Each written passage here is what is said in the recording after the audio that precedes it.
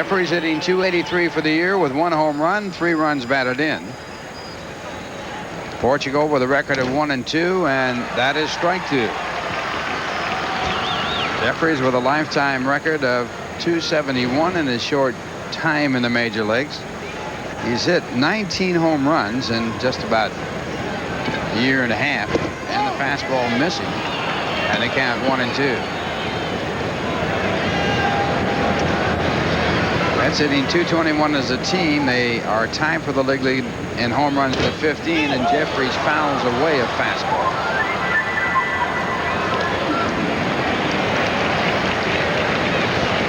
Portugal a 1-2 record, a 5.14 ERA. He was 7-1, winning 7 straight after the All-Star game last year.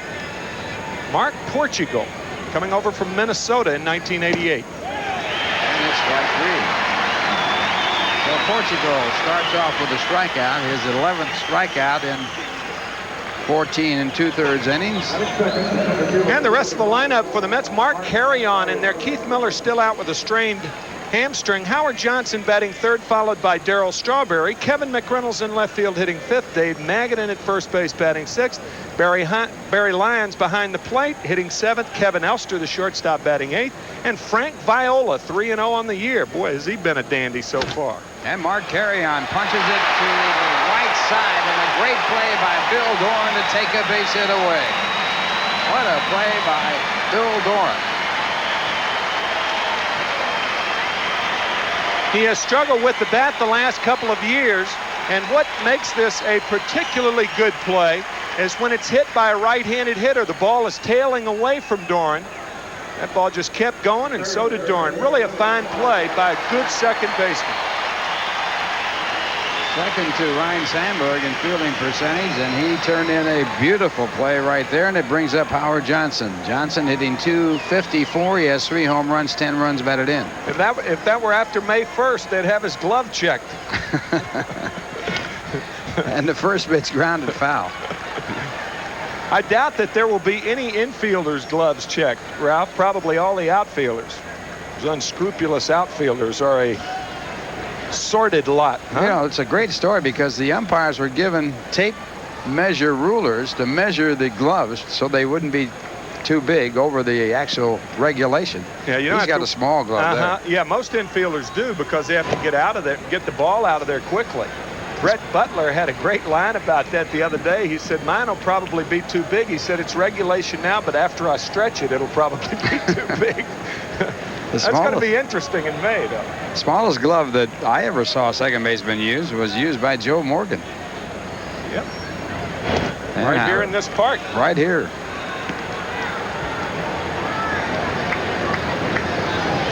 Two balls, 1 strike the count, 2 men away. As we're underway here in the Astrodome, the temperature outside today in the 80s, inside right around 72 degrees. And there's that split finger pitch breaking into the strikes. A lot of movement on that. That's a pitch that struck out Greg Jeffries, and he really had some movement on it. Portugal lifetime 19-22. His second appearance ever against the Mets. He appeared against the Mets in relief. He struck out Howard Johnson, as a matter of fact. Gave up 1 hit to Mookie Wilson. And Johnson checks on it. They appeal to the third base umpire, Greg Bonet, and he said no swing. So Johnson now with a full count. I'll tell you, from a high home shot, that was a great shot because Howard Johnson, I think, went too far. You see right there. Oh, man. He's got the governor called. The whole infield of the Houston Astros is headed toward the dugout. Freebie right here. Greg Bonet said no swing, so Johnson now to a 3-2 count. And it's hit to the first base side, taken there by Glenn Davis, and the Mets go in order. The score at the end of 1/2 inning. It's the New York Mets nothing. The Houston Astros coming. Well, back here at the Astrodome, it's Houston coming up. On the mound is Frank Viola with a record of 3-0 and earned run average of 1.61. He's walked only 2 in 22 1/3 innings, and he has struck out 24. Frank Viola working for the Mets. And the lineup for the Houston Astros. Gerald Young, the former Met, leading it off. Craig Biggio, the catcher, batting second. Bill Doran, the second baseman, hitting third, followed by Glenn Davis, the legitimate power hitter for the Astros, hitting fifth. Ken Caminiti, the third baseman. Shortstop Rafael Ramirez batting sixth. Eric Yelding, the right fielder, hitting seventh.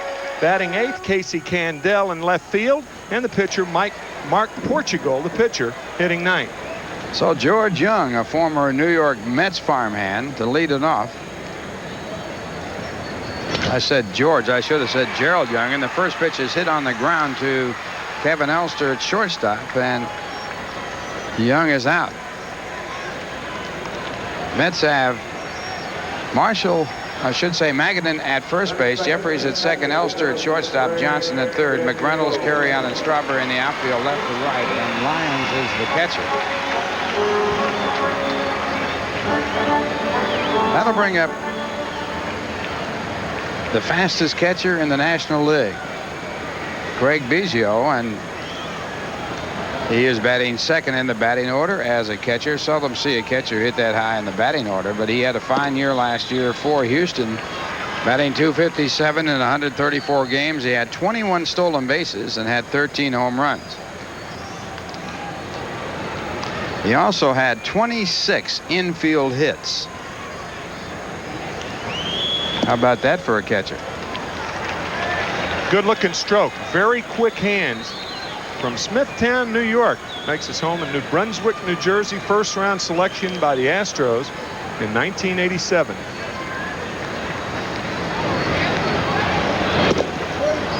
He has played other positions beside catching. And there's a lot of talk about the fact that they might put him into the outfield because he has that outstanding speed. And as you know, as a catcher, when you keep doing those squats, you lose that speed. Will you quit it? Present company accepted, of course. Oh, yeah. Looking at me with that gleam in your eye.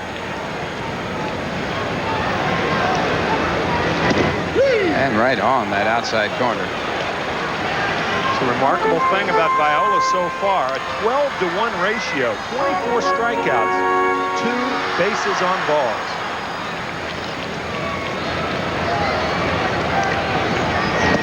And there is the off-speed pitch. Beautiful changeup, and Biggio is struck out.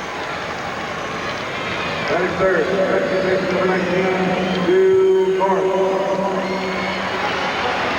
This is a borderline circle change thrown by Viola. Too good to lay off of. That is something. When you can throw that pitch for a strike 3 and 2, you're going to be a winner. And that's one of the reasons Frank has been a consistent winner in the big leagues. And now Bill Doran, the batter. Viola with that strikeout has tied David Cone for the league lead. Doc Gooden needs 1 strikeout to tie David Cone. Mets are 1-2-3 in strikeouts in the National League. Doran, a lifetime .265 batter, hitting .250 so far this year, 1 home run and 6 runs batted in.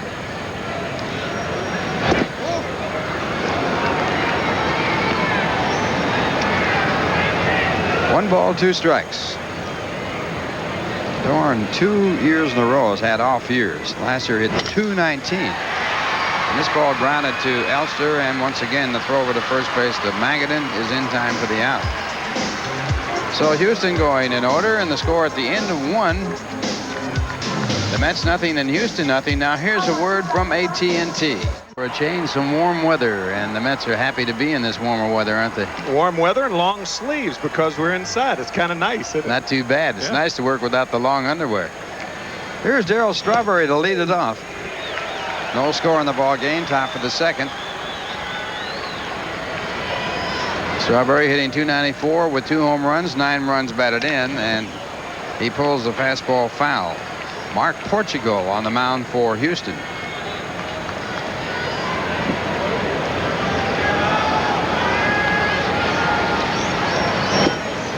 And the off-speed pitch out of the strike zone. 1 ball, 2 strikes. .230 hitter with 14 home runs against Houston. And this one up the middle. Doran over. He backhands it. Fine play to throw to first base in time. So Bill Doran with 2 spectacular plays already in this game. Not only does Bill get to this ball, but he plants his right foot very nicely and throw right there. Getting the ball out, and a strong throw from Doran just gets Darryl Strawberry. 2 fine plays, as you said. So with the help of Bill Doran, Mark Portugal has retired his first 4 batters. And that'll bring up Kevin McReynolds. Kevin takes the first pitch for a called strike. McReynolds hitting .278 with 1 home run, 6 runs batted in. Lifetime .270 hitter. And it's chopped out to the shortstop side. Rafael Ramirez with his throw to first base. 2 men away. Rafael Ramirez, the veteran shortstop. 10th year in the major leagues.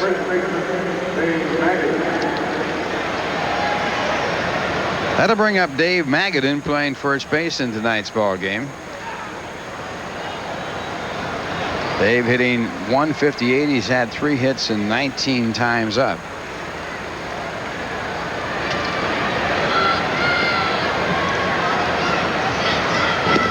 And the fastball.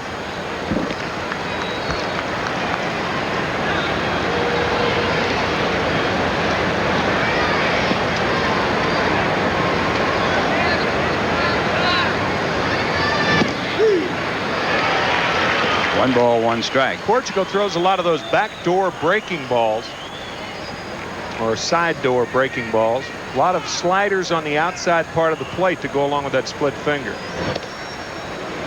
He's from the Los Angeles area. Graduated from Norwalk High School in Norwalk. Signed as a free agent by Minnesota. Traded to Houston in 1980. And he gets a called strike. 2-2. 3-3 with 3 saves with Minneapolis in '88.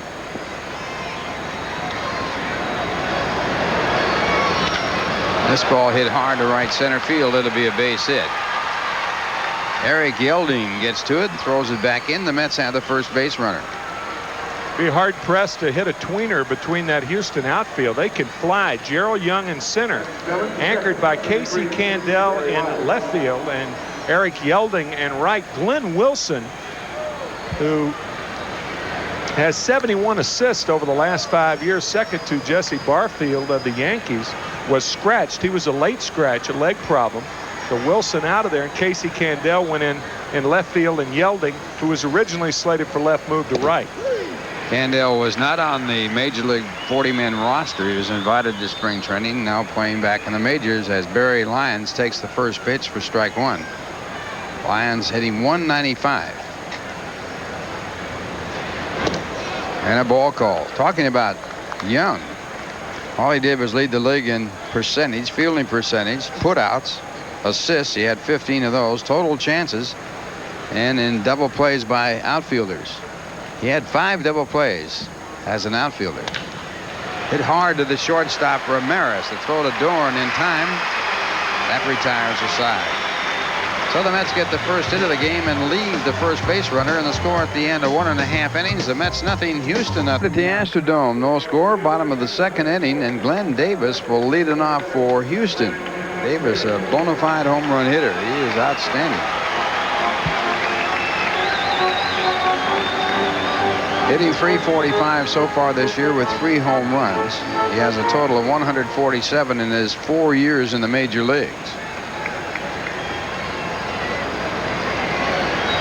And on the mound, Frank Viola, and he misses with a fastball. In the first game of the season, Glenn Davis was hit 3 times in the ball game by pitches thrown by pitchers.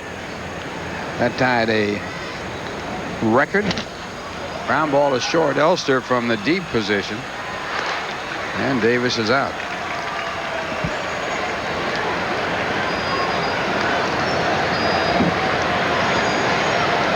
Frank Viola wearing number 29. That's a 3rd assist, by the way, for Kevin Elster.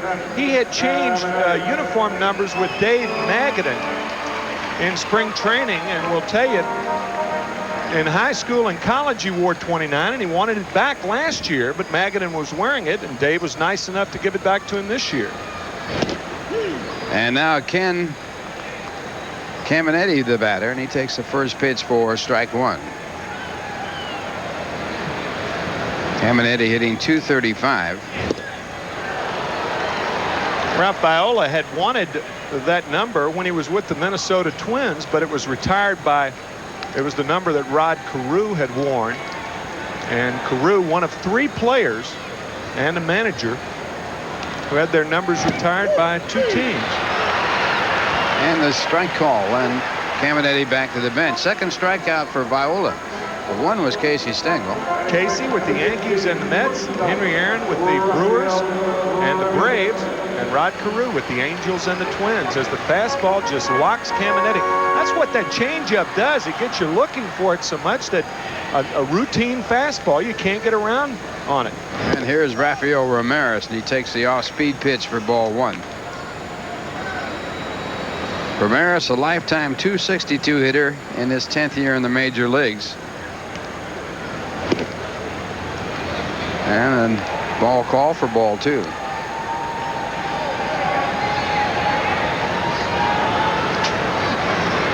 Art Howe, the manager of the Houston Astros, former infielder.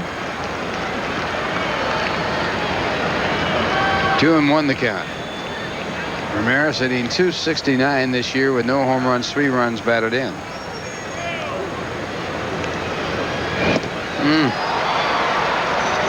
There's that great change of pace that Viola throws. This is his first appearance against Houston.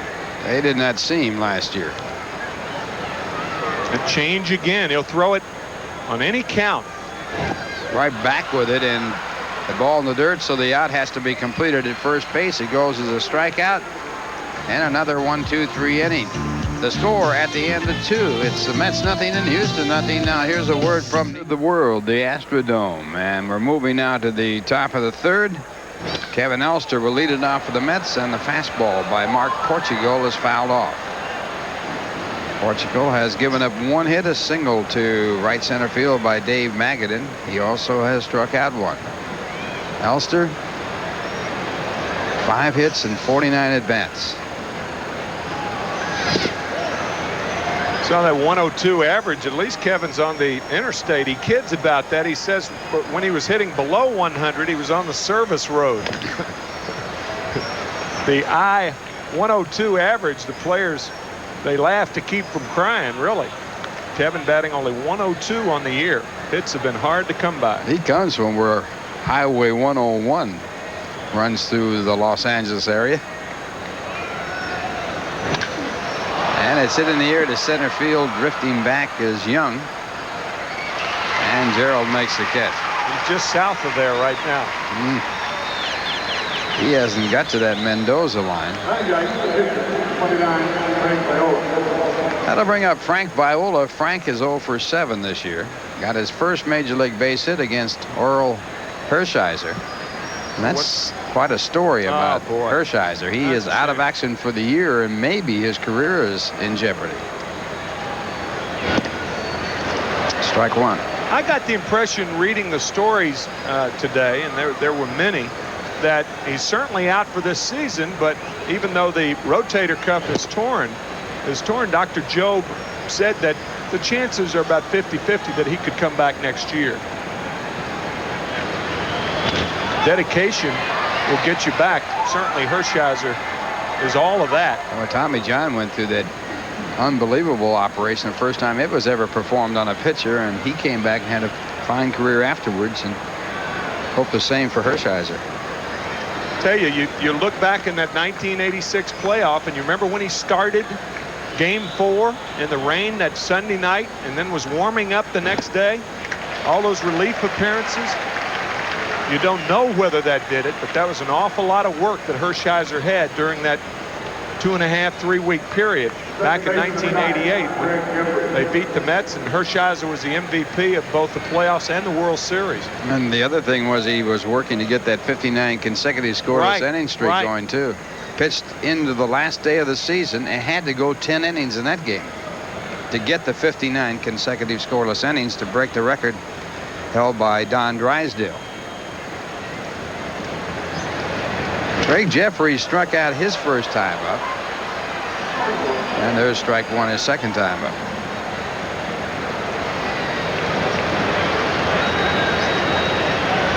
Jeffries came into the game hitting .283 with 1 home run, 3 runs batted in. And that one a called strike. Portugal just throwing strikes.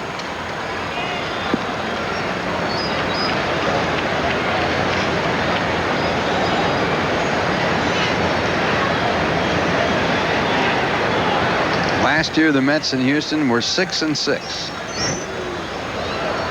Split finger fastball bounces away 1-2. Each team won 3 ball games in their home park.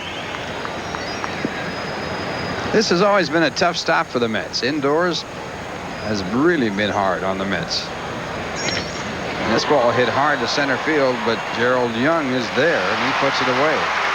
So the Mets go in order. The score at the end of 2.5 innings. The Mets nothing, Houston nothing, and here will lead it off for Houston. On the mound, Frank Viola. He has retired his first 6, striking out 3. And the first pitch grounded foul.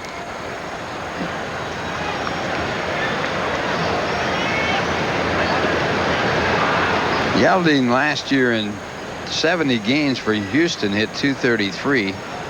No home runs, 9 runs batted in.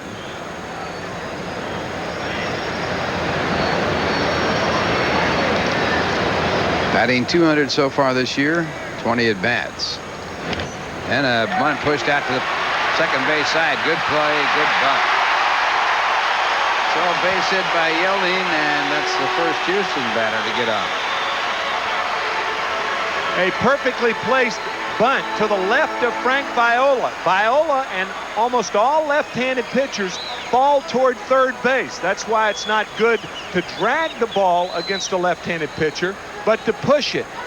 Watch Viola there. See, he's already committed toward third. He has no chance of fielding it. Jeffrey's only chance is to barehand it. Watch Viola right here. Falling toward third, boom. And it takes him too long to recover, and Yelding has the first Houston hit. And now the batter is Casey Candell, and he takes the first pitch for ball 1. Candell 2 for 5 so far this year. No chance for Jeffries on that play. It was a perfectly executed bunt. You try to make the second baseman field that bunt. That ball foul tipped. So Candell with a count of 1-1.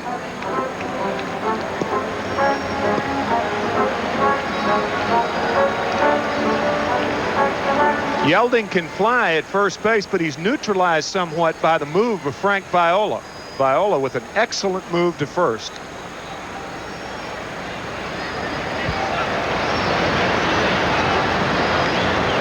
And there's a move to first right there.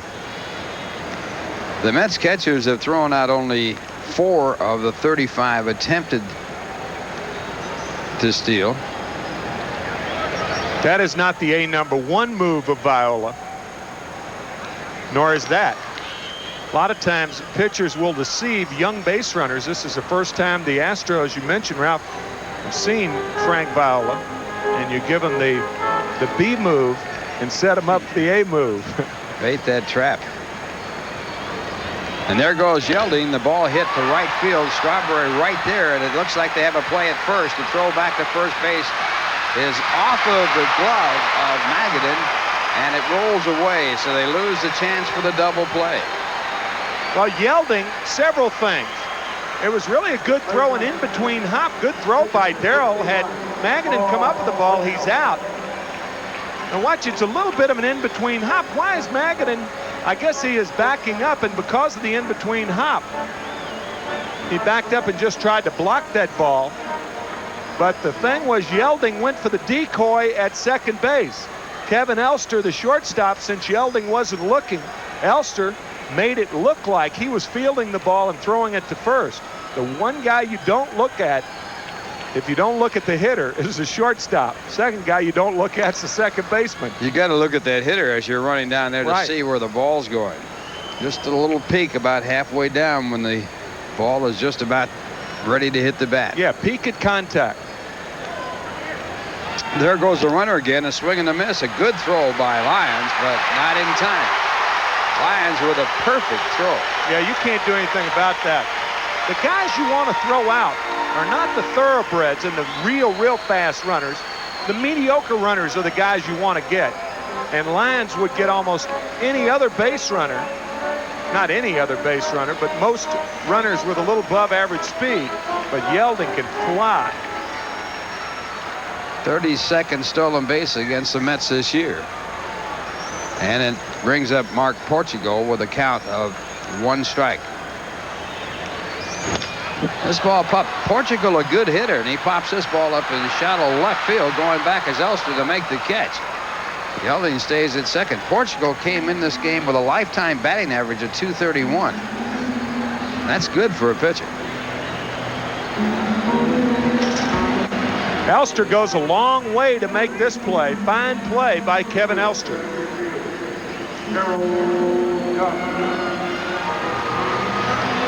And then he looks at Yeldon at second base in that sigh of relief. Glad he didn't get killed. Glad that McReynolds didn't freight train over him.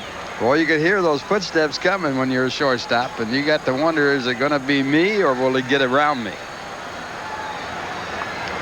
That brings up Gerald Young.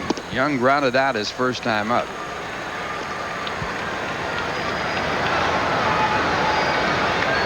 I used to really feel for Bud Harrelson when he was a shortstop for the Mets, and Ron Swoboda played left field. Swoboda come charging in on those little pop-ups like that. Buddy's had to go out there anyway. There's a strike call, and they count 1-1.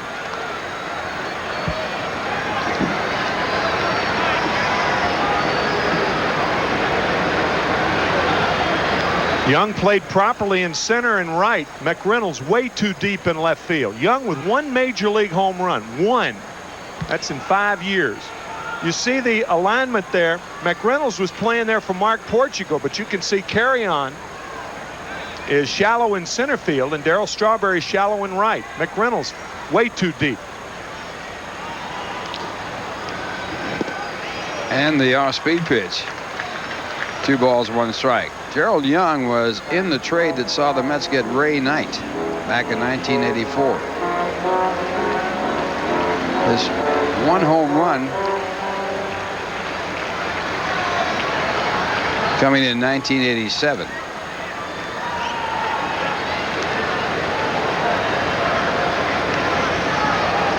Hit it off Mets John Mitchell. And a swing for strike 2. It's 2-2.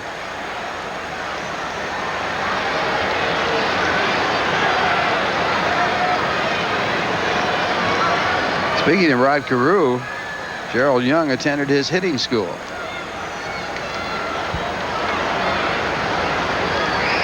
Two and two the count. Good block in the ball by Barry Lyons. And the change of pace in the dirt for ball 3, a full count. Interesting situation. Nice play by Barry in blocking that ball.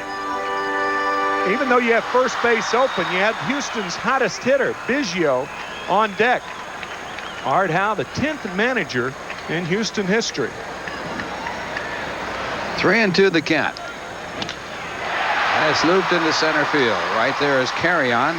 That retires a side. So each side with a base hit through 3. The score, the Mets nothing and Houston nothing. Now here's a word from your Tri-State Lincoln Mercury. We're going now to the top of the 4th inning, checking out the Nissan National League scoreboard. It's Cincinnati 1, Montreal nothing. That game in the top of the 7th. Philadelphia and Atlanta 1-1, top of the 5th. And all the other games are later. But here's a fellow who is right on time, Tim McCarver. All right, Ralph, thank you. Mark Carreon leading it off here in the 4th inning. No score. Mark Portugal against Mark Carreon. And this one hit deep to left field. Back is Candell. Out of here. Home run, Mark Carreon. And the Mets on top 1-0.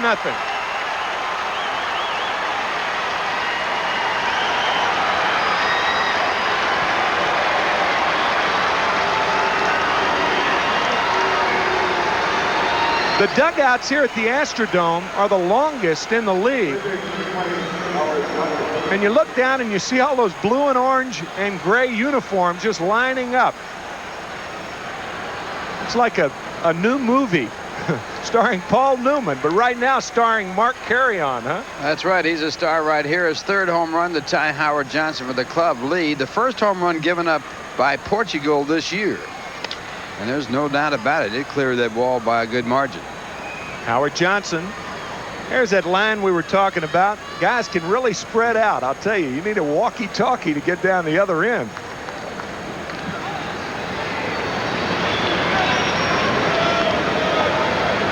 There's a fella in uniform, but out of uniform. He's a security, obviously. 0-2 to Johnson. Hojo lined out to Glenn Davis back in the first. 1-0 Mets on top. The first of a 32-game stretch against the Western Division of the National League.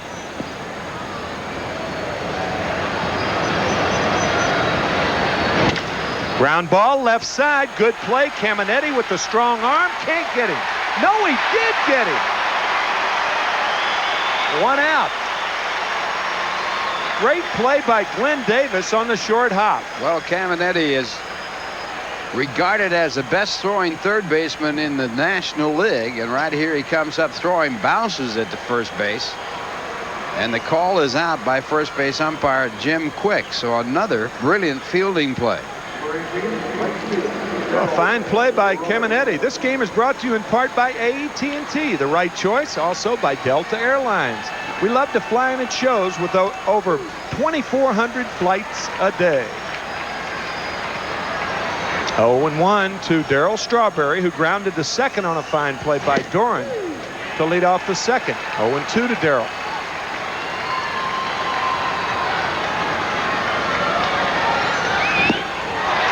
Got him.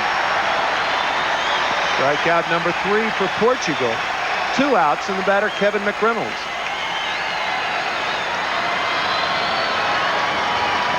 Well, Portugal coming right back and striking out Strawberry after giving up the home run. That's a split finger fastball right there, dropping out of the strike zone. Strawberry now robbed of a base hit and also struck out in his 2 appearances. Kevin McReynolds grounded to short. And he takes outside, ball 1. Ball and no strikes to Kevin McReynolds. Mark Carreon's 3rd home run of the year. What a job he has done for the Mets filling in. Little looper is going to fall into left center for McReynolds, and he's a 2-out base runner. He really has. So as McReynolds picks up the base hit, the Mets have a runner at first base. Leading by a score of 1-0 on the home run by Mark Carreon. Carreon last year had 6 home runs, 4 of them as a pinch hitter. The most in the major leagues. And here this year he's had 3 home runs, filling in, doing an outstanding job. Playing center field for about the 4th time in his major league career. Maybe 2nd. First start was Wednesday night. Yeah, he did play back on April 12th, but he didn't start. This is his 2nd start as a center fielder. McReynolds just back. Biggio, a tough time throwing behind the plate. He threw out only 17% of the runners last year. That was the lowest ratio. You can see him loosening that right arm up. Magadan, a single in the 2nd. 1-0 New York here in the 4th inning.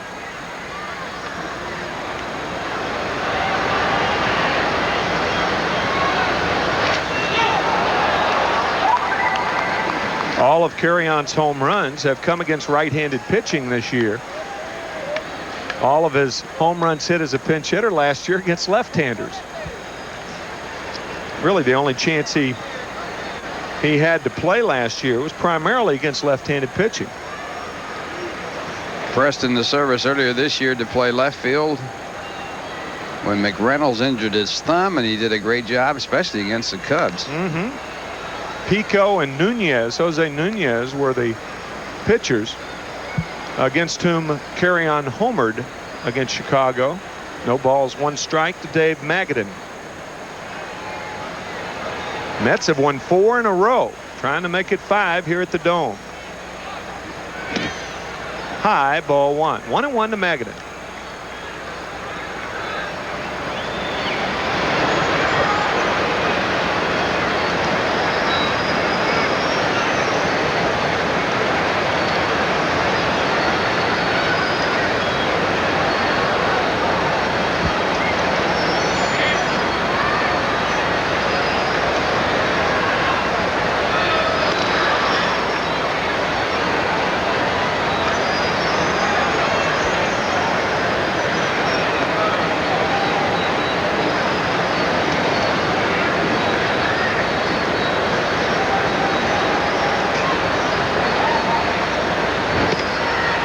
Ball 2. 2 balls and a strike to Dave.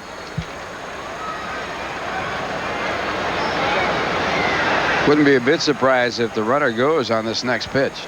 Good time for it. 2-1, 2 outs. If he does go, it's not a hit and run. You don't hit and run with 2 outs.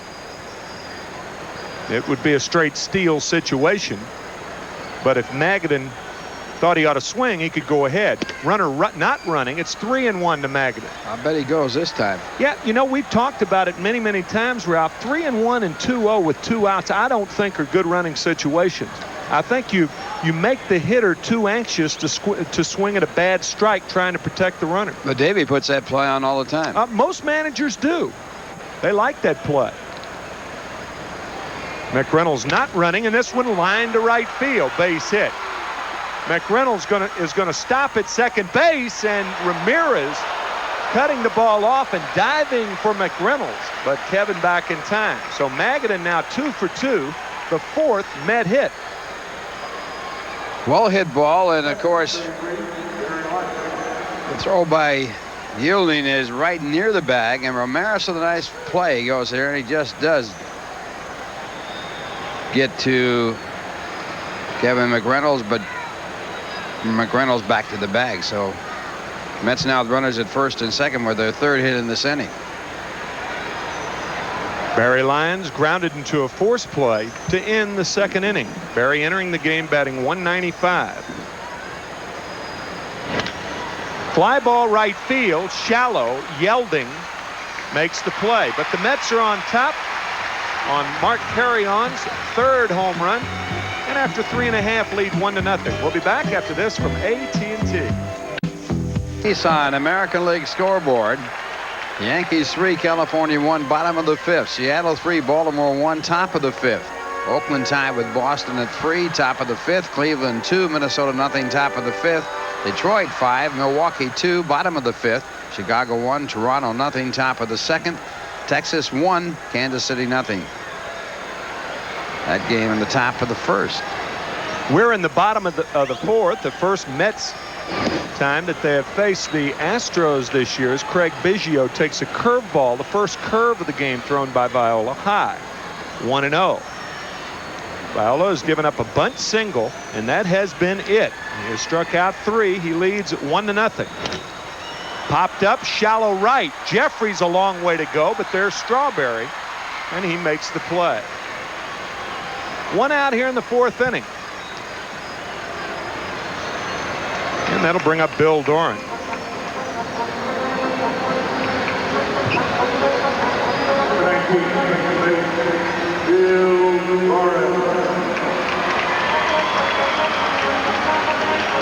Davey Johnson's first year back in 1984.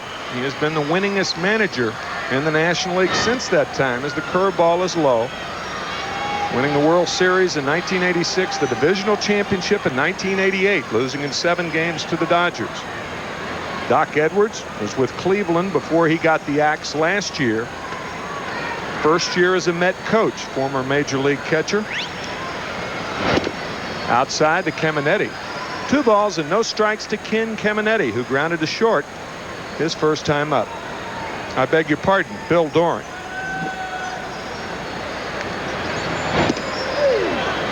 Two balls and a strike to Doran.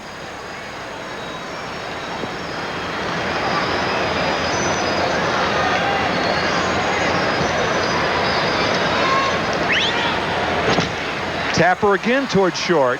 Elster has twice retired Doran. 2 outs here in the 4th.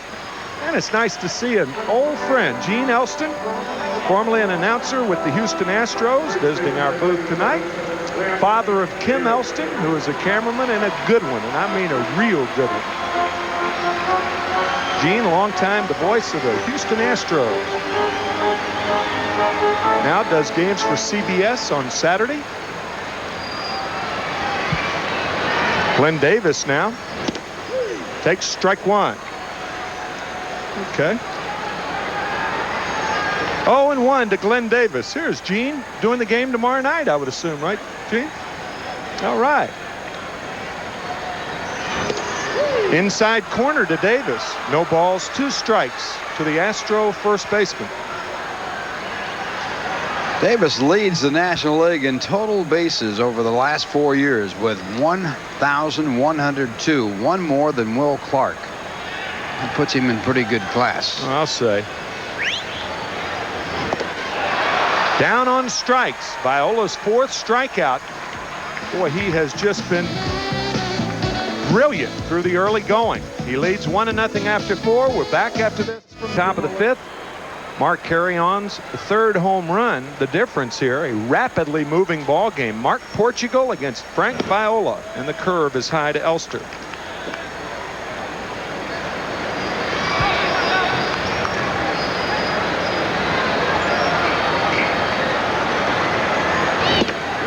Strike on the outside corner. 1-1 to Kevin.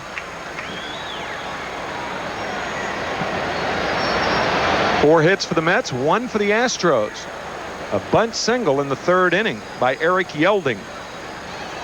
Outside, 2 balls and a strike.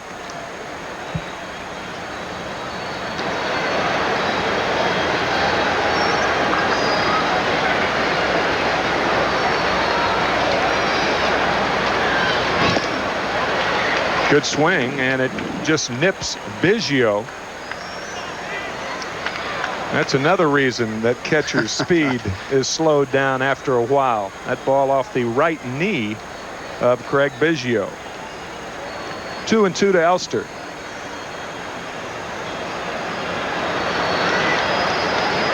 Don't see many hitters hit in the top of the batting order as a catcher. Biggio does. Mickey Cochran back in the 30s did for Detroit. Curve, fly ball, center field. Loping back is Gerald Young, and he makes the play. Mets fans, this break in the action is a good time for you to break open an ice cold Budweiser and enjoy that clean, crisp taste. Yes, sir, this Bud's for you. Good shot of William Perry's walk-in closet here in Houston. First domed stadium, 1 of 5 now. A little tapper up the middle by Viola. Good play by Davis, and another fine play by Bill Doran. 2 outs. Doran has turned in 3 outstanding plays. One of them actually just unbelievable. Line drive that was hit by Carreon. Turned in a good play against Strawberry in the 2nd, and now another one here in the 5th, and he gets Viola. And the main part of that play, of course, is the accurate throw from a difficult position. Good pickup by Glenn Davis, who a year ago led the league in fielding at first base. I would imagine Jeffries will take a strike. Viola chugging down to first. Strenuous fashion. And he takes a ball, 1-0 to Jeffries, who is 0 for 2 on the night.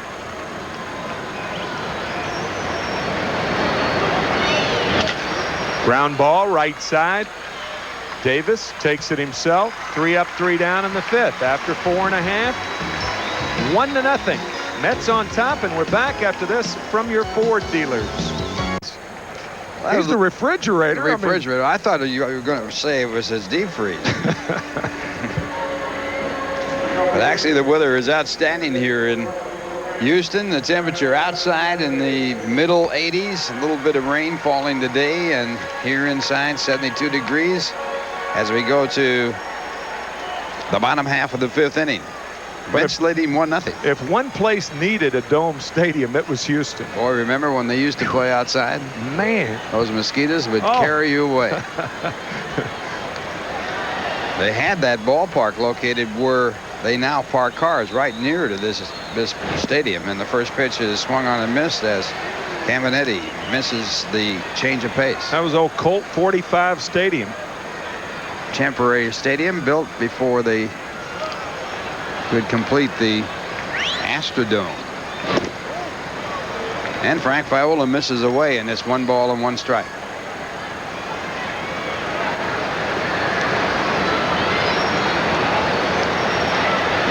Fastball, and it's fouled back as he had that fastball by him. Those changeups really set up the fastball. Viola with 4 strikeouts. The only base hit against him, a bunt base hit. There's the change again. So the fastball set up the change. It's either one or the other.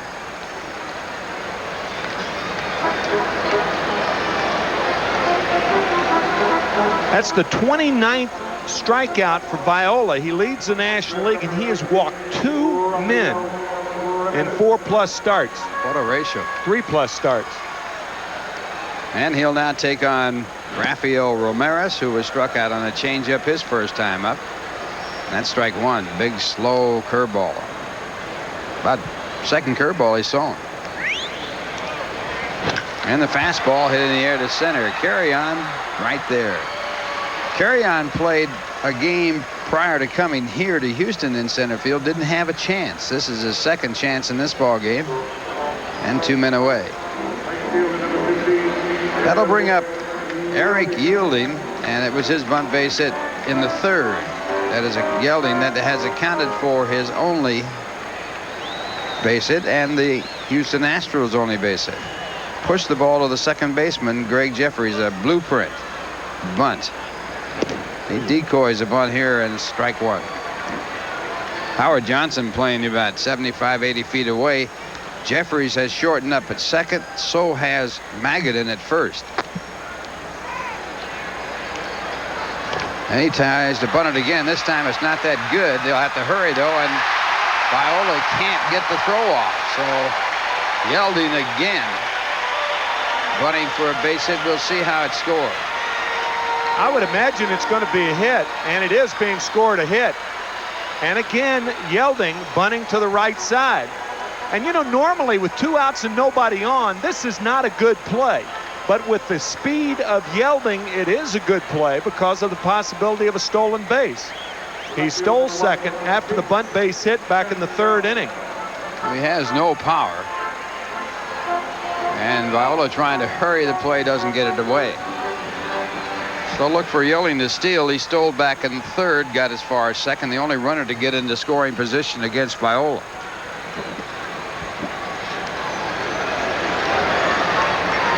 And a pitch out.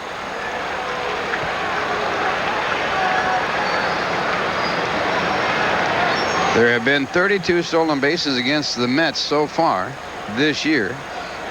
They have thrown out 4. Actually, 1 was that pickoff of Darling on Marquise Grissom against the Expos. And ball 2. Here's Frank again trying to rush that throw. Good arm motion on that. Good changeup. That was one of the great changeups right there. The bottom dropped out. 2-0 the count. Yielding good size lead at first. And he's running. Pitch is taken. The throw by Lyons is perfect again, but again Yielding beats the play. Jeffries covering, apparently was stepped on or got cut by the spikes, and he's limping back to his position. Yeah, but Jeffries receives this throw properly. Watch him straddle the bag. And it looks like his spikes come in and, or did it? It looked like the helmet hit the knee, helmet on his head. Yeah, that's right. The helmet hit the left knee of Greg Jeffries. He's all right. Oh, not that time. Bad play. That was a bad play. Yep. So in the inning, no runs and 1 hit, no one left on base. The score at the end of 5, the Mets won and Houston nothing. Mark Carreon will lead it off. It was his home run in the 4th inning that accounted for the only run of the ball game, his 3rd home run of the year, and now he's leading off in the 6th. On the mound, Mark Portugal, and he gets a called strike. Carreon was robbed of a base hit his first time up on a fantastic play by Bill Doran, the second baseman. So he's hit the ball well twice. This time it's popped up. Casey Candell watches as Gerald Young makes the catch, 1 away. On the Sears financial update, the Dow Jones is down 31.5 points. S&P 500 is down 3.8. Gold is up 20 cents. Silver up 1 cent. Sears financial update as of the close today. Howard Johnson, the batter. Howard is 0 for 2, robbed of a base hit his first time up, lines at the center, and it will be in there for a base hit. Short hop by Gerald Young, and Howard Johnson with his first hit. The 5th for the Mets in this game. They lead 1-0. One good thing about the artificial surface, an outfielder can try to make a play like that because he doesn't really have to worry, for the most part, the ball getting behind him. The hops are true. That would have been a very difficult hop, for instance, on natural grass, but not that tough on the artificial surface. The hops are much truer on the rug. And now Darryl Strawberry, the batter, and a strike call. You know, you hear about great center fielders, Eric Davis, also Andy Van Slyke. Right here, Gerald Young, unheralded. Yep, that's right. He is an outstanding center fielder. Short lead at first by Howard Johnson. And it's called a strike. Strike 2 on Strawberry. Strawberry robbed of a base hit by Bill Doran his first time up. Struck out on a split finger fastball his second.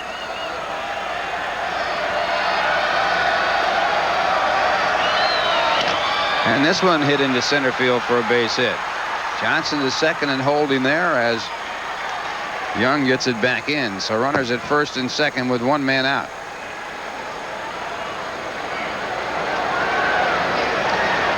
Well, Nolan Ryan, last night, 16 strikeouts for a 1-hit win. He ties Bob Feller with 12 one-hitters now. Oral Hershiser out for the season. We talked about that earlier. And Eric Davis out for 15 days with a sprained left knee. Those Cincinnati Reds at last time we looked were over the Montreal Expos, trying to win their 11th game in 13 decisions this year. And now the batter, Kevin McReynolds, who has a base hit and 2 times up in the first pitch. Ball 1. Wally Whitehurst throwing in the bullpen for the Mets. Viola working on an outstanding game. Only 2 bunt base hits against him. In the dirt, Biggio blocks it. Johnson holds it second. Art Howell, the manager, signed by the Pittsburgh Pirates after working out in the tryout camp. Had a very good career since then and now managing. Second year for him here with Houston. Runners at first and second, 1 out. The Mets leading 1-0. And the split finger fastball, a strike, 2-1.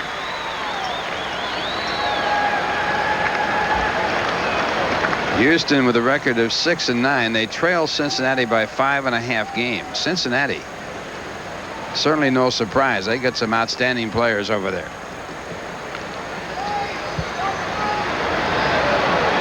No one covering. Larry Anderson now throwing for Houston. What a year he had in relief.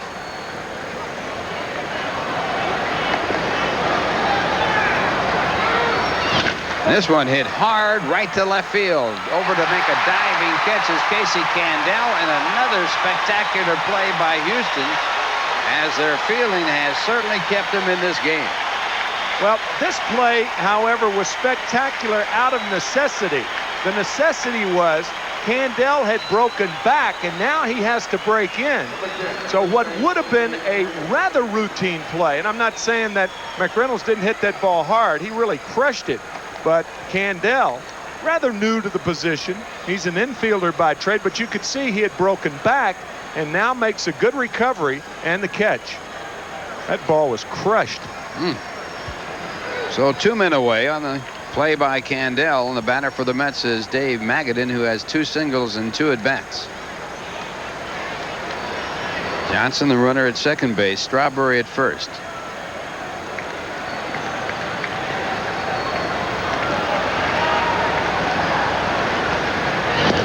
And the breaking ball in there for a called strike.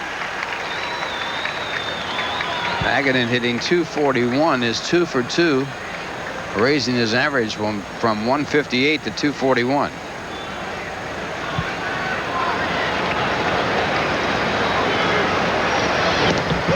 And a strike call for strike 2.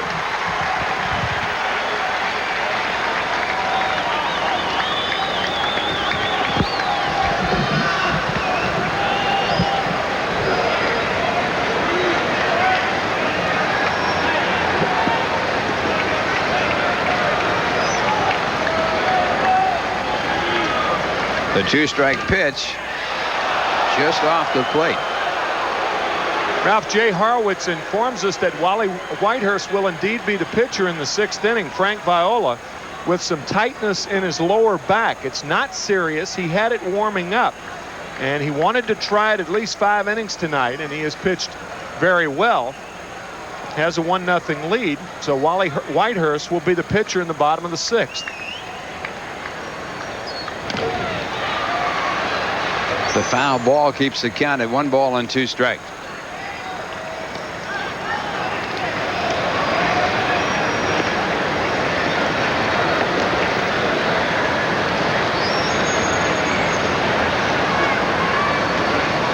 Magadan playing first base in today's game. Mike Marshall bothered by stiffness in his lower back.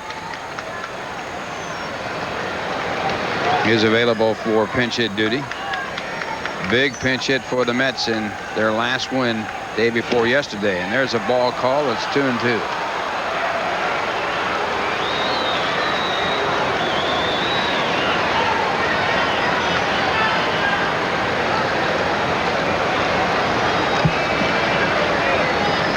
Mark Portugal on the mound, his first game start ever against the New York Mets.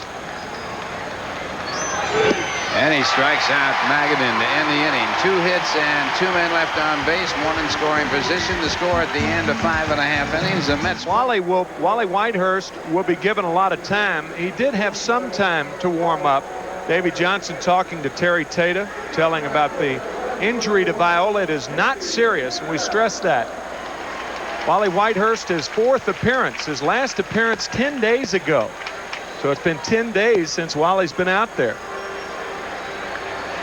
Joe McIlvaine, who is traveling with the Mets, was up and talking to Mel Stottlemyre, wanting to know, hey, what's wrong with Viola? And Mel told him, it appeared that he told him that it wasn't that serious. Lower back problems, but not serious.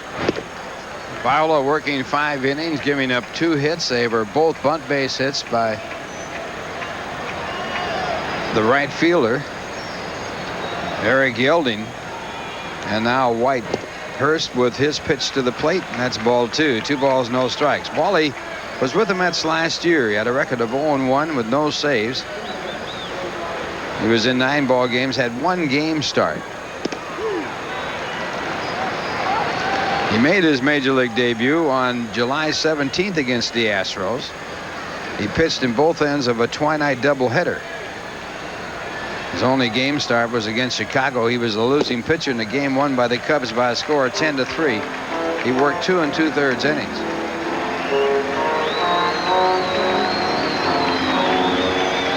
Three balls, 1 strike to count. Candell will be taking again. And he walks, and Candell has good speed.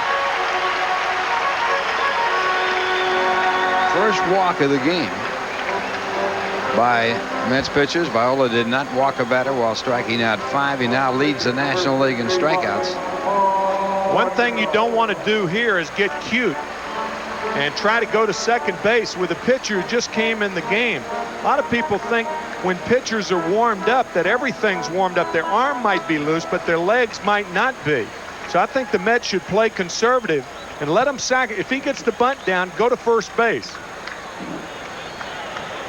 Portugal, a good hitting pitcher, and the throw to first, and Candell gets back.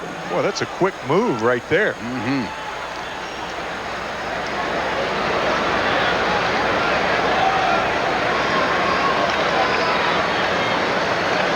Looked like it shortened Candell up. He's got a much shorter lead now. Gets back easier that time. Candell doesn't need a long lead on the sacrifice. It's up to the pitcher to get it down. His speed makes up for a short lead. He can get a short lead and still beat the play at second base. And Portugal takes for ball one.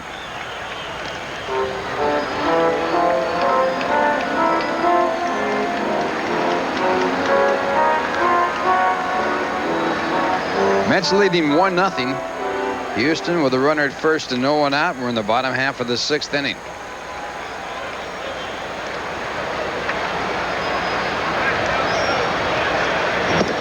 Ball 2, 2-0. You want that pitcher to bunt the ball. Well, we were talking about it. 6 of the 7 pitches thrown. As you look at Matt Galante, Staten Island's own Matt Galante at third base. But 6 out of the 7 pitches thrown were balls. He has not been out there in 10 days. Mel Stottlemyre getting someone else up. And it's bunted to Magadan. He goes to second, and a good play as Elster takes a tough throw and stays on the bag. Well, that was a terrific play by Magadan, who charged well, and he got a hard bunt on the rug. A true hop.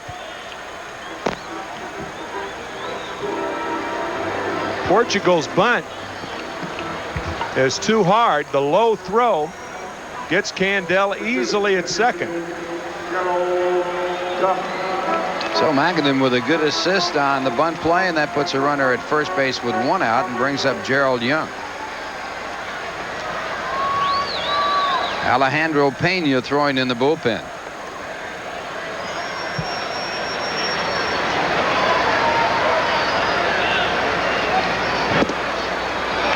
And the first pitch low, so Wally Whitehurst behind every batter he has worked to in this inning of work.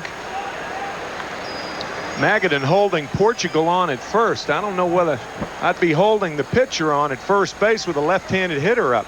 John Smoltz did steal second against the Mets when they weren't holding him on, but Magadan was about back on the edge of what was the outfield grass. The only thing that would be good about holding a runner on right now, being the pitcher, would be that Gerald Young will bunt, and sometimes first basemen want to hold even a pitcher on if there's a possibility of the bunt. And there's the strike call. It's 2-1. Young will bunt for base hits.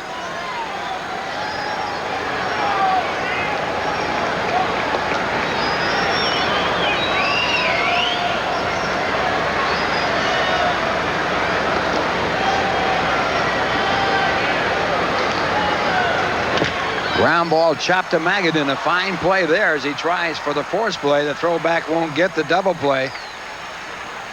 But again, a fine play by Magadan. And again, the Mets almost got burned because Magadan was holding Portugal on. Only a fine play by Dave Magadan prevents an infield base hit.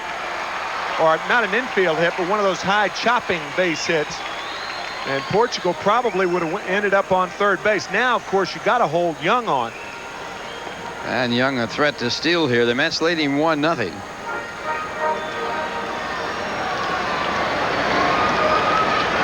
Young with 3 stolen bases in 4 attempts.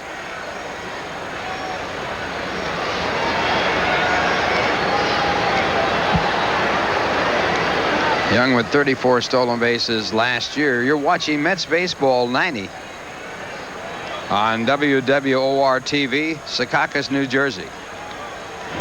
And another bunt attempt. And that's a bad play. Biggio attempting to bunt his way on, but that's a bad play. You got to try and win this game. Biggio has that kind of power. Or at least tie it. It's a 1-run ball game. If it's a 2-run ball game, it's a bad play. If it's a 3-run ball game, then it's a little bit different. Get the time run to the plate in the 3-run ball game. Yeah, you hit a double here, you score young. Tie game. That was not a good thought. Biggio struck out his first time up, flied out to right. Had 13 home runs last year. He also had 26 infield hits last year.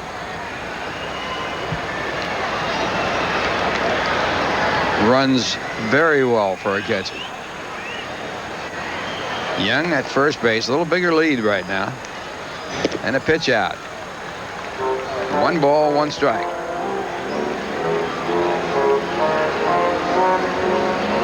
There have been 2 steals a second by the Astros in this game. 1 attempted steal a third, a very bad play by Yelding.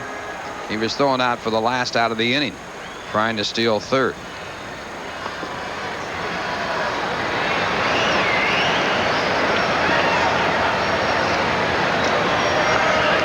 And this one over to first, and a good quick move by Wally Whitehurst. He has a good move.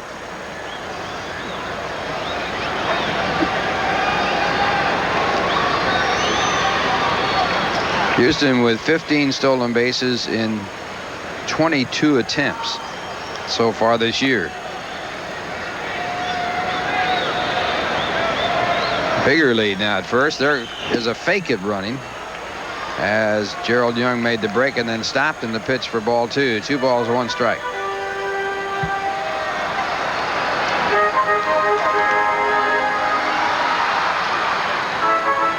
Young wanted to run, but evidently he didn't have a good jump. 2-1, 2 outs. He's gone, I think.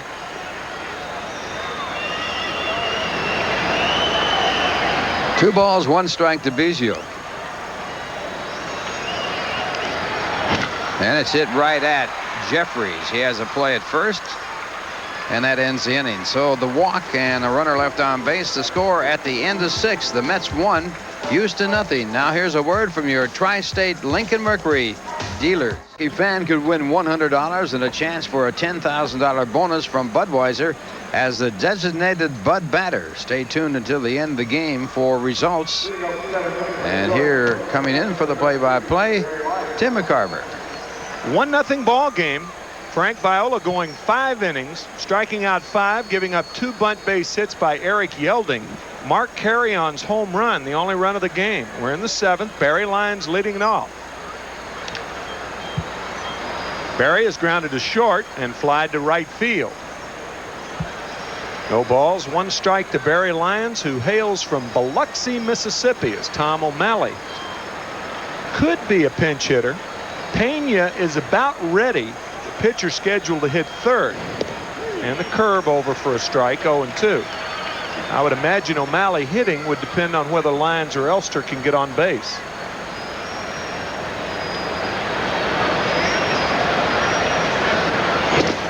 Outside. I mentioned Biloxi, Mississippi. I was talking to Barry before the game. I said, how many passes tonight? He said, only 8. Usually it's a big gathering of Mississippians coming over to Houston and Atlanta. They really go to Atlanta. Yeah. Yep.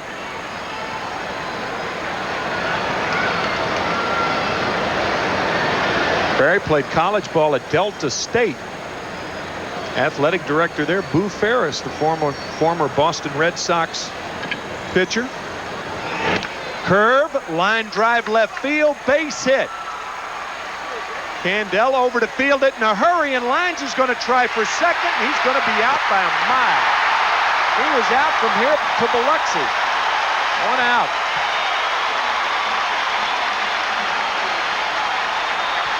Well, a good hustling play by Casey Candell. This ball hit down near the line, and Candell gets over there and gets in good fielding position to make a strong throw. And it's accurate. Barry Lyons dead. Tried to get into second base from Biloxi, but didn't get there.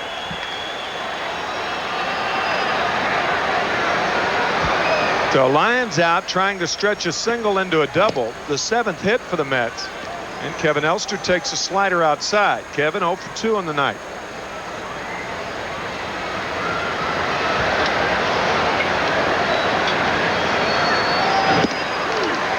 Another slider over, 1-1.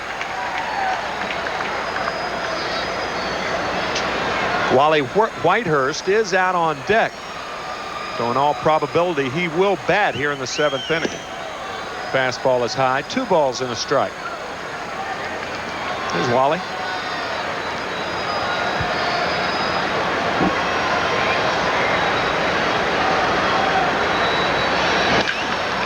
Sharply to short. Ramirez throws out his counterpart, and Whitehurst will be the batter. Ramirez, with 30 errors last year, led the National League. That was the 6th time that Ramirez has led the National League in errors. That ties Dick Groh to the Pittsburgh Pirates. Your old roomie. That surprises me, because you don't think of Dick Groh making that many errors. No. He seemed like a very steady infielder. Of course, he played on the toughest infield to field ground balls, and that's Forbes Field. Well, that thing was like concrete. A cue shot towards second. And Bill Doran throws out Wally Whitehurst. 1-0 Mets on the GE scoreboard after 6.5. And we'll be back right after this. Let's return home next Wednesday for an exciting 11-game homestand. On May 2nd and 3rd, Lou Piniella makes his return to New York, and he'll bring in the Red Hot Reds. Next, Glenn Davis leads the Astros to Shea for a 4-game series ending on May 7th. On May 8th and 9th, the Mets battle last year's National League champs, the San Francisco Giants. Then the Mets rev up the homestand with an exciting weekend series with Tommy Lasorda's L.A. Dodgers. That's May 11th, 12th, and 13th. Good seats are still available throughout the homestand. Call 718-507-TIXX for more information. So 4 of the 6 Western Division clubs, and take note that at May 11th, Comic Relief Night. Whether you're at the ballpark or watching on television, Billy Crystal, Robin Williams, and Whoopi Goldberg. Boy, we're going to whoop it up, too, that night. I can't wait. May 11th. Everybody who comes to the game gets that nose and glasses and eyebrows contraption. So well modeled by Rick Miner. Bill Doran leads it off here in the 7th. 1-0, New York on top.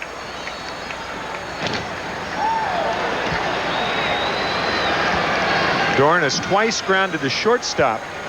Frank Viola going 5 innings. Wally Whitehurst in his 2nd inning of work.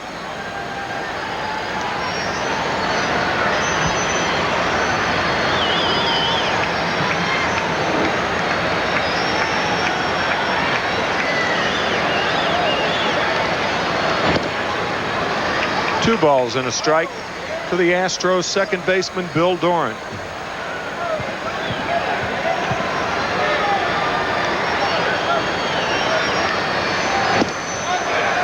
Two and two.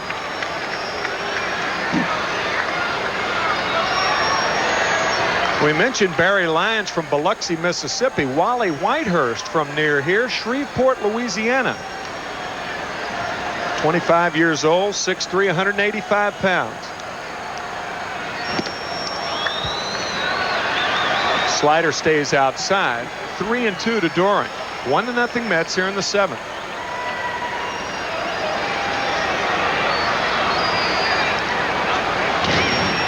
This one hit to right field, and Darryl Strawberry is there.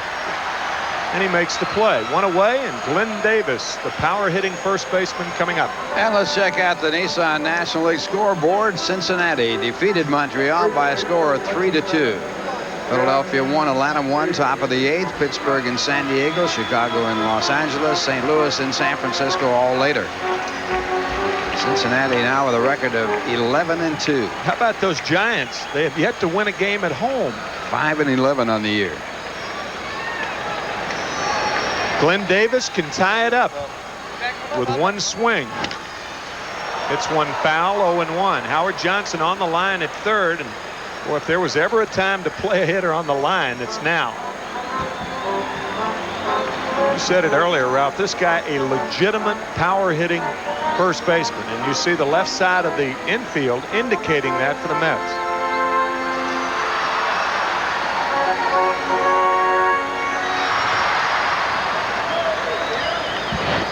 Slider misses. 1-1 to Davis. He was befriended as a young ball player and had a coach take him in. The coach was Storm Davis's father. They took him in to their home, and he lived there for several years with Mr. and Mrs. Storm Davis's father and Good mother. slider from Whitehurst. And a big out there. 2 outs here in the 7th inning. And the Nissan American League scoreboard shows California and the Yankees tied up bottom of the 7th. Seattle 3, Baltimore 2, top of the 8th. Oakland 5, Boston 4, bottom half of the 6th. Cleveland shutting out Minnesota 7-0, top of the 9th inning. And it's Milwaukee 7, Detroit 6, top of the 7th. Chicago leading Toronto 3-1, top of the 7th. Texas and Kansas City getting underway. Storm Davis, you just mentioned, a pitcher now for the Kansas City Royals, as Ken Caminetti is the batter. He's 0 for 2. Twice a strikeout victim from Viola, and the curve is in there. To finish that story, Glenn Davis is starting a home for children like the fact that he had no home. Deep to left center, McReynolds makes the play. He had a long way to go for it. And a nice play by Kevin McReynolds. After 7, 1-0 New York. And we'll be back after this from MetLife. The New York Mets, solely for the entertainment of our audience. Any publication, reproduction, or use of the pictures, descriptions, and accounts of this game without the express written consent of the New York Mets and Sterling Doubleday Enterprises LP and WWOR-TV is prohibited. Any commercial or other use of the program, such as by charging admission for its showing, similarly prohibited. Curveball to Greg Jeffries, a strike. He's 0 for 3. The Mets on top here in the 8th, 1-0. Brilliant pitching by Viola, Whitehurst, and Portugal. And another curve for a strike, 0-2.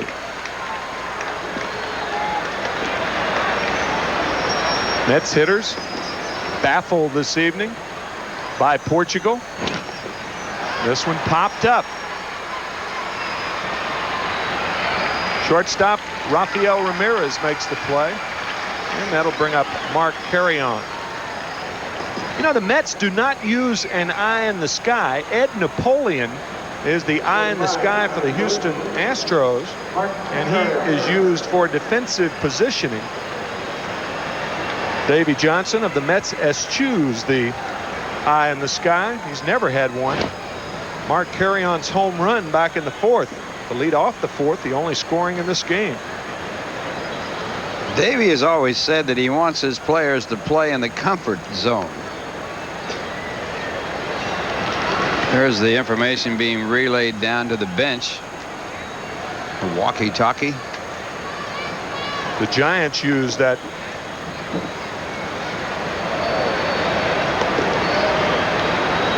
outfield positioning.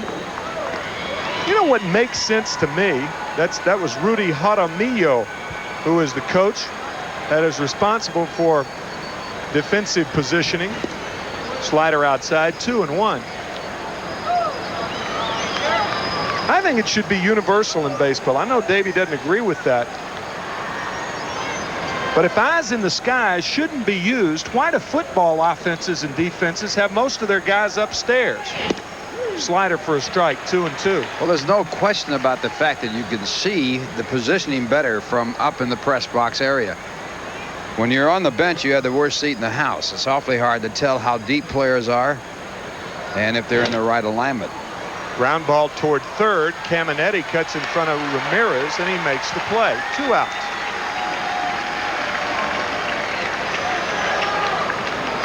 I think that's a good comparison with football. I mean, they're upstairs because they see the plays, they see things better, they see development, they can call plays and what have you.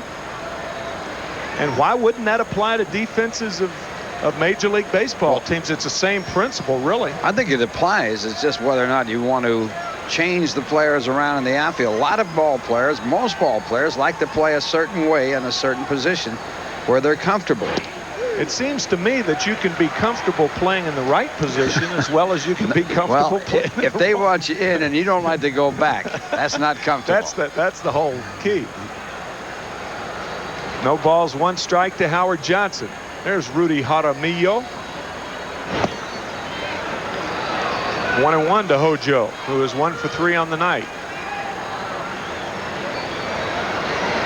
Mark Portugal all the way for the Astros. Viola went 5 innings. He left the game in favor of Wally Whitehurst, who has worked 2 innings. Viola with lower back pain, but he's all right. And this one hit deep to right field. Back is Yelding, middle of the track, and he makes the play.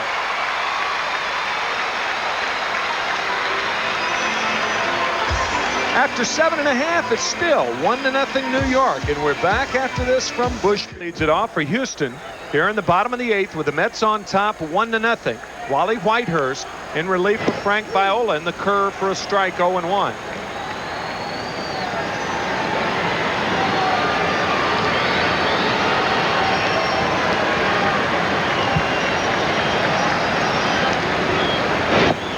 Good curveball from Whitehurst. 0-2 to Ramirez. You're talking about Rudy Jaramillo.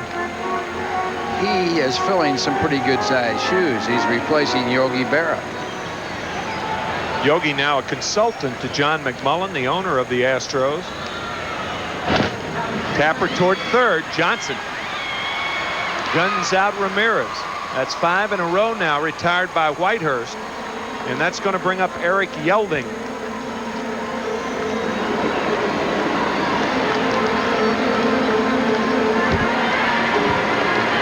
He has had 2 bunt base hits in this game, and I think it tells you something about the Astro lineup, Ralph, when 2 outfielders are hitting 7th and 8th. Not a lot of punch there. Well, they're playing without Glenn Wilson, who does have some power. Only 2 hits in this game. 2 bunt hits to the right side by Yelding. He wanted to do it again, and the fastball is tight. John Franco warming for the Mets.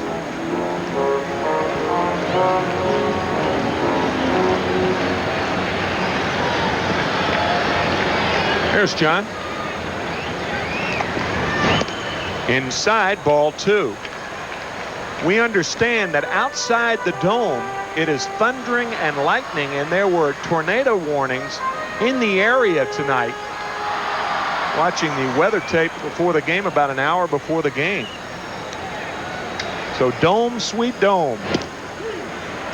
2 balls and a strike to Eric Yelding. They've had 4 rainouts since Houston started playing baseball back in 1962. 3 of them were in the old ballpark, and 1 of them was right here in the dome. Fly ball, right field, Strawberry over, and it's on the line. Yelding will round first and hold, so Yelding with his 3rd single of the night. And he's at first with 1 out. Yelding with all the hits for the Houston Astros, and this one is right on the line. Of course, Yelding has no power, and Strawberry unable to get to that ball from a rather deep position. Speaking of that rain out in the dome, it actually didn't rain inside the dome. It rained so hard outside, nobody could get here. So they had to call a ball game. The umpires couldn't get here. Most of the players couldn't get here. And obviously the fans couldn't get here. Well, I'll tell you who's going to get here tonight. John Franco, as Terry Poole is announced as the pinch hitter for Casey Candell. So the whole infield, Magadan, Jeffries, Elster, Johnson convening, and the Johnson whose word is for real is coming out of the dugout, and he motions for John Franco, who will be in to relieve Wally Whitehurst. Whitehurst working 2 1/3 innings, giving up only 1 hit. So Davey going out and making the move. You've got Franco, the left-hander, so you're really working this from 2 ways. He can hold Yelding at first. He's a pretty good pitcher to go along with it. We'll be back to see how Franco fares after this from DHL Courier. Franco, the 3rd pitcher for the Mets tonight. And he comes in with a record. A record of no wins, no losses. He has a total of 5 saves in 5 appearances. An earned run average of 1.35. He's walked 1, struck out 7, given up 6 hits in 6 2/3 innings. He will be facing David Rohde. First time we've had a chance to see David, who is pinch hitting for Terry Poole. He was announced. Poole was the announced pinch hitter for Casey Candell. Reason that's important is that Poole's out of the game now, obviously. So David Rohde, who is 2 for 10 on the year, number 5 choice of the Astros back in June of 1986. A utility player. He plays second base, shortstop, and third base. He's from Los Altos, California. David Rohde pinch hitting for Terry Poole with 1 out and Eric Yelding at first base with the Mets on top 1-0. Yelding has 2 stolen bases, and on a base running blunder, he ended the 5th inning being caught stealing, trying to steal third base, and Barry Lyons gunned him out.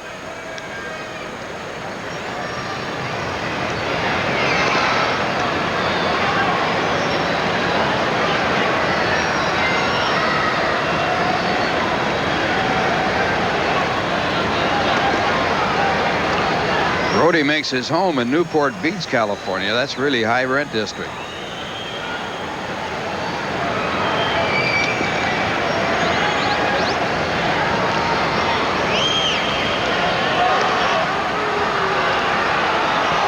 Three throws to first.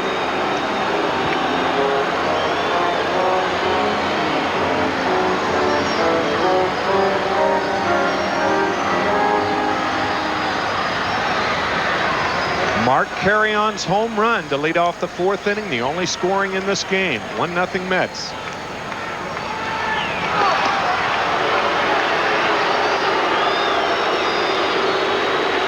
Yelding, not yielding.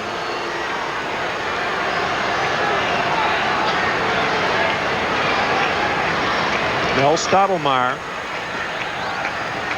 realizing his pitchers have only 1 run with which to work this evening. Sinker is low and away. A ball and no strikes to David Rohde. Bottom of the 8th inning, 1 out, Yelding at first.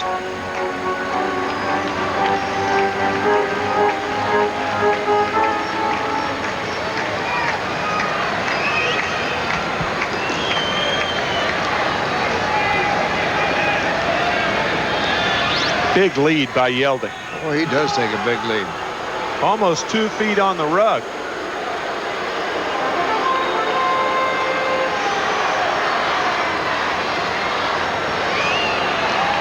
In 70 games last year, he had 11 stolen bases.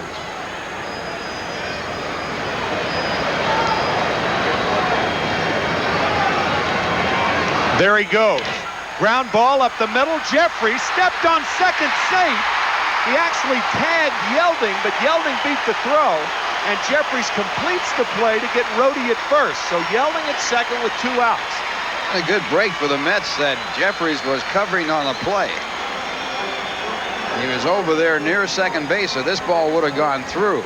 Good point. So he was covering on the play. He can't get to the bag in time for the force play there and then complete for the double play, but he picks up the out at first. So Yelding is at second base with 2 men out. Boy, Yelding almost broke an ankle with that late slide. He didn't know what to do, whether to run into Jeffries or slide, and he slid late, and it could have been very damaging, but he appears to be all right. Alex Trevino now the batter. Pinch hitting for the pitcher, Mark Portugal. Inside, ball 1. Trevino, his best offensive year last year, batting .290 for the Astros. The potential tying run at second base in the person of Eric Yelding. Alex, a one-time New York Mets player. Ball and no strikes to Trevino. And there's Yelding at second.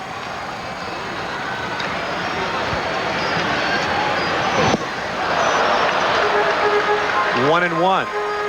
This is how you can break your ankle when you don't slide. Kind of stay up and then all of a sudden try to get down, and boy, he was lucky. Oh, either one.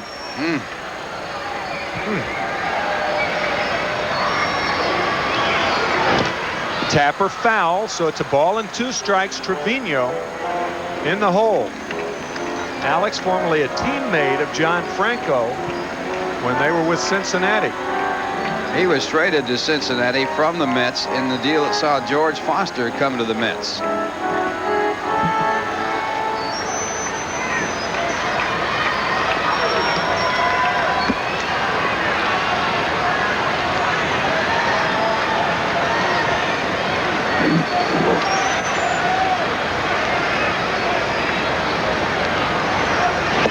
Got him. Trevino down on strikes. After 8, still 1-0 New York. We're back after this from Mita Copier. Alex Trevino, Biggio, you know, was the catcher. Trevino stays in the game as the catcher. And on the mound, Juan Augusto, the left-hander. And he has a record of 1 win, 1 loss. He has no saves this year, an earned run average of 1.13, 5 walks, 5 strikeouts, 4 hits, and 8 innings of work. Juan Augusto. Tight to Strawberry. Darrell on the evening is 1 for 3. He had a single back in the 6th inning. 1-0 Mets. Good ball game.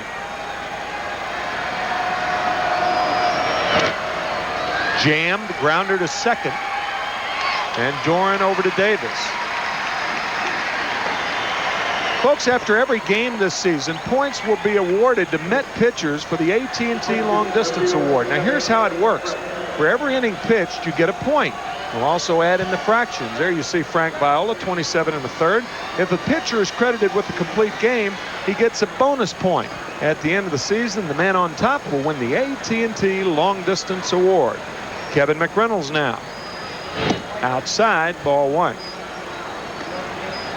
Only one Mets pitcher has pitched a complete game this year, and it was a shutout, and that was Sid Fernandez. 1-0 to McReynolds.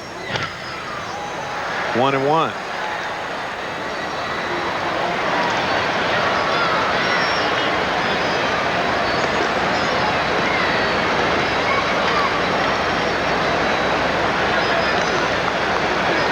McReynolds 1 for 3. He has a modest 6-game hitting streak.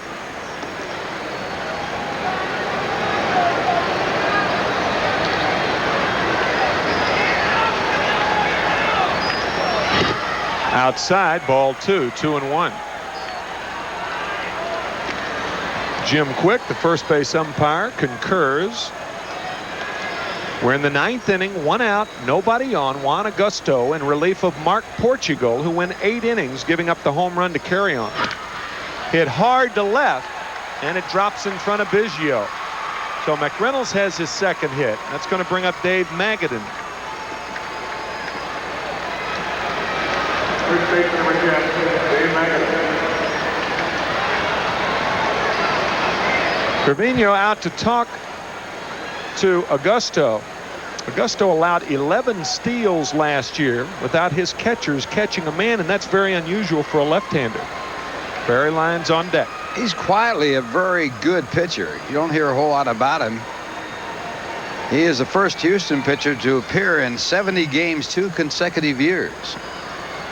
He had 70 last year, 4th in the National League.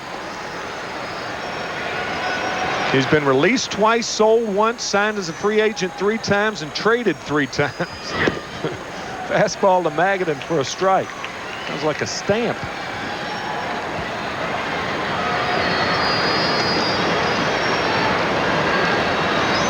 He was released at the age of 18 with a bad arm. How many guys get released at the age of 18? And then come back and pitch until they're 32 years old. Signed at the age of 16 by the Red Sox as a free agent. Sat out the 1979 season.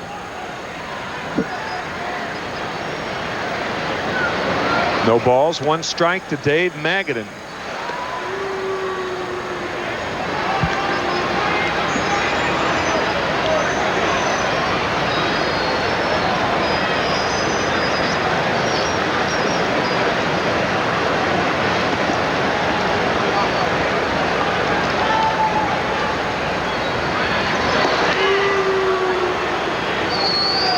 I think we are seeing the best move by Juan Augusto. That high leg kick, no deception there.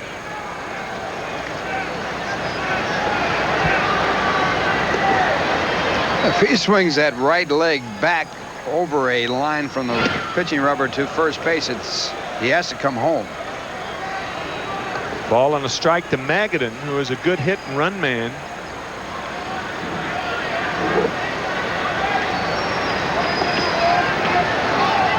This will probably be the last hitter Augusto faces with two right-handers warming for Houston.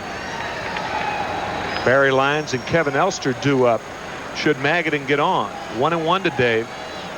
Hit and run situation. McReynolds not running.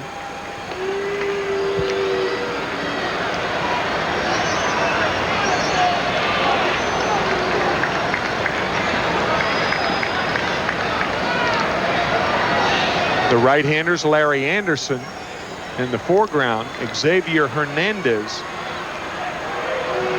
continuing to throw.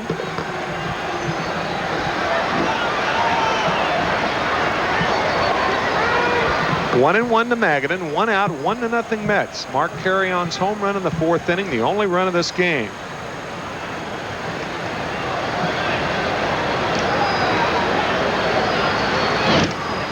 Foul tip. Just got a complete report on Frank Viola, who left the ball game after 5 innings, leading 1-0. He has muscle spasms in his left side, and they do not expect him to miss his next turn.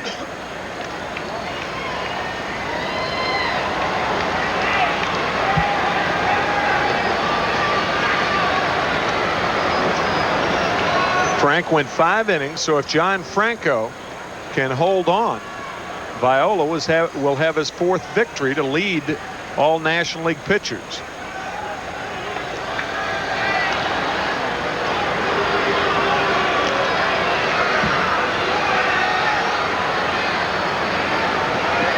Ball and 2 strikes to Dave Magadan with 1 out here in the 9th inning.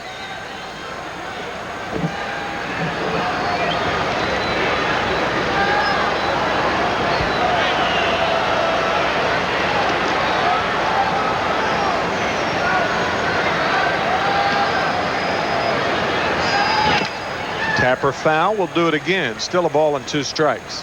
Well, with that hail coming down outside and the rain pouring, there would be a rain delay, but we've got a delay here by Augusto. A human delay. Augusto win, huh?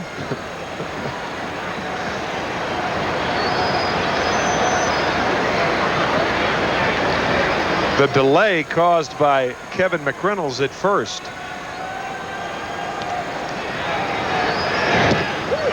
Got him. Magadan down on strikes. You don't see Magadan go down on strikes twice in a row, but that's what he's done. So Dave 2 for 4 on the night, and that's going to bring up Barry Lyons. Right here, he gets a fastball by Magadan. It might not have been a fastball. That ball looked like it did move a little bit. Might have been a hard slider.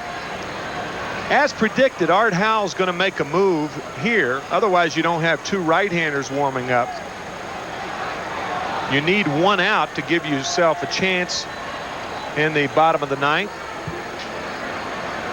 Artie talking to Alex Trevino. And he's going to make a move. I think it's going to be Larry Anderson. And he'll come in to try to retire Barry Lyons. He'll be the 3rd Astro pitcher. Still 1-0 Mets. 2 out, 1 on in the 9th. And we'll be back to see how Anderson fares. Anderson on the mound for Houston with a record of 1-0 this year. He has no saves, an earned run average of 1.08, 2 walks, 7 strikeouts, 9 hits at 8 1/3 innings. Last year he was 2nd in the National League in earned run average with a 1.54 ERA. He was 1st with pitchers who worked 80+ innings. He worked a total of 87.2 innings, and he spent 12 years, parts of 12 years, or all of the years in the minor leagues, which accounts for the fact that he is something else. We also have a designated Bud batter for tonight's game. She's Sharon Radicello from Bossier City, Louisiana. That was because Barry Lyons got on base. And she wins a Budweiser jacket and a cap, so congratulations to Sharon Radicello of Bossier City, Louisiana, as Barry Lyons steps up. Barry with a single his last at bat. And it'll be outside to right-handers, inside to left-handers. That's where Anderson's slot is. He rarely comes inside to right-handed hitters. Paints that outside corner with sliders. That's all he does. He's 1-0 this year, but has never beaten the Mets. He's 0-3 for his career against New York. There's the slider. 1-1 to Lyons. Anderson, the man of many quips. He said you can be young once, but you can be immature forever. What do they call Robin Hood's mother? Motherhood? He's got them all.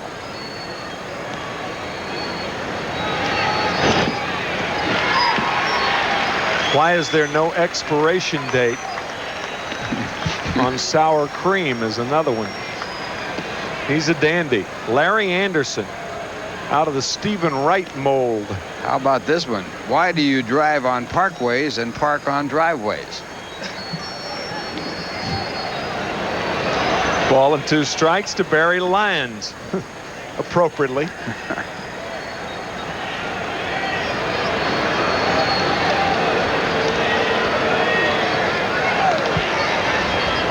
See if McReynolds runs. 2 outs, 1 and 2 to Lyons. The Mets on top, 1-0.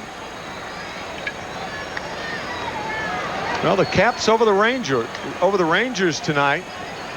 Overtime win for the Capitals, and they win the series 4-1. Well, the Rangers' dreams of advancing further in the playoffs stymied tonight by the Washington Capitals. 2 and 2 to Lyons.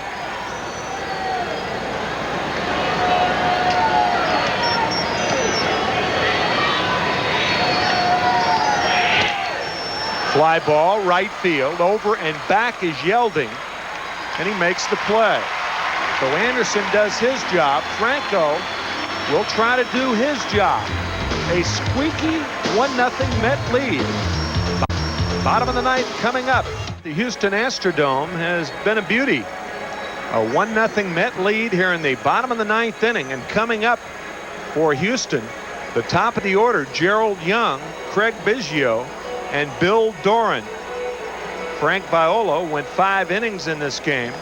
He struck out 5. He left prematurely because of muscle spasms in his back. He was relieved by Wally Whitehurst, who went 2 1/3 innings. Picked up by Franco, who got out of mild trouble in the 8th, working 2/3 of an inning. The only run in this game being scored by Mark Carreon, who hit his 3rd home run of the year back in the 4th inning. Here's Gerald Young.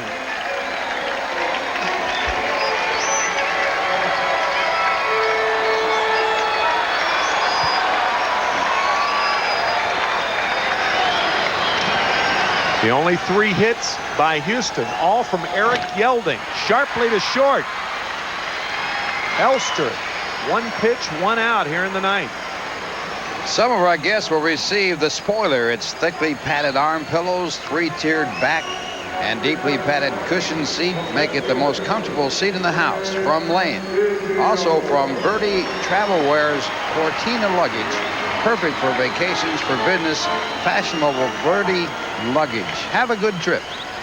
The spoiler, huh? The Mets hoping that promo not prescient. The Astros will try to spoil it with Biggio and Doran, who is on deck. 1 out, 1-0 Mets. Change is a strike. That changeup is almost a dead fish. It's like Ojida's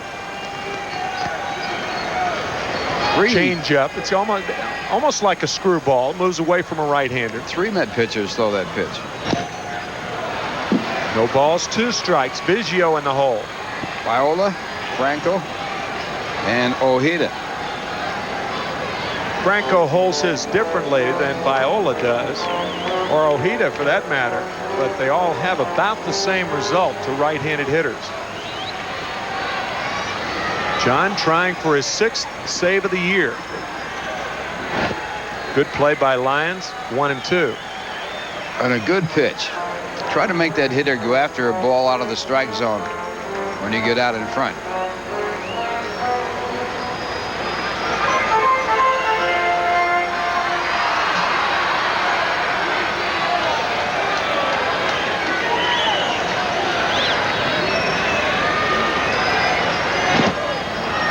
Biggio with just a piece of it. Still 1-2.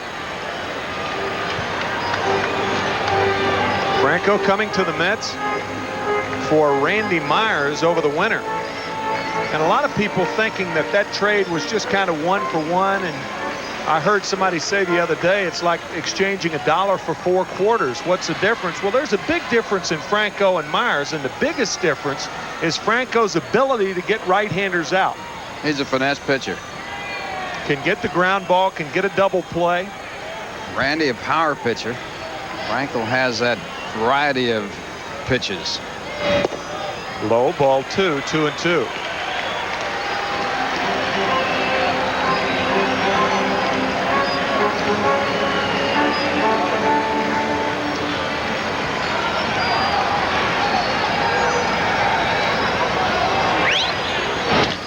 Grounder to short. There's a case in point right there. 2 ground balls by 2 right-handed hitters here in the 9th inning. And you rarely, and I'm not saying Randy Myers isn't a quality pitcher, because he most certainly is. He can blow you away. Franco 29, Myers 27. But he can get the ground ball. You bring him in a double play situation. He got the ground ball when Yelding was running. That would have been a double play ball. That is true. And Franco, of course, has that fine control. Outside to Bill Doran. Last chance for Houston. Fly ball center field, and that should do it. Carreon. And John Franco has his 6th save of the year. Frank Viola has won 4 games, and John Franco has saved 3 of them. The Mets winners of their last 5 games. John Franco and Mark Carreon, and they're the 2 stars of the game. Carreon's home run at the top of the 4th, the only run scored. A 1-0 Mets win. Ralph and I will be back for the wrap-up right after this from Busch Light.